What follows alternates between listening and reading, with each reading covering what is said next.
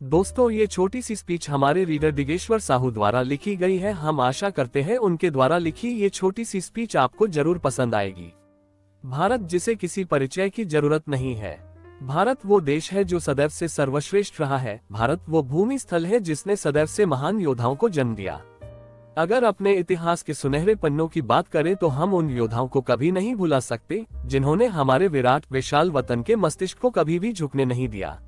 इस देश ने छत्रपति शिवाजी महाराज, महाराणा प्रताप, पृथ्वीराज चौहान और न जाने कितने शूरवीरों को जन्म दिया है।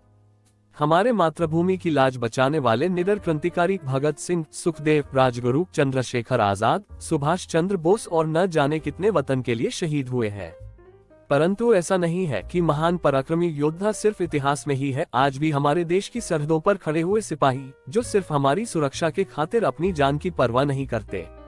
हाँ, मैं इंडियन आर्मी बात कर रहा हूँ। मैं उन सिपाहियों की बात कर रहा हूँ जो अपनी जान को हथेली में रखकर सरहदों पर डटे रहते और हमें सुखी जीवन देते हैं।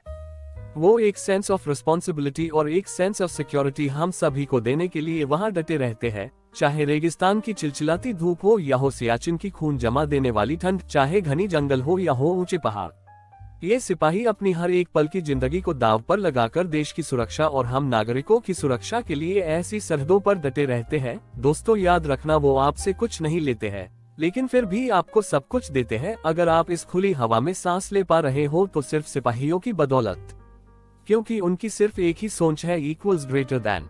जितना भी लहू था बहा दिया वतन के वास्ते, एक भी कतरा न रहने दिया तन के वास्ते।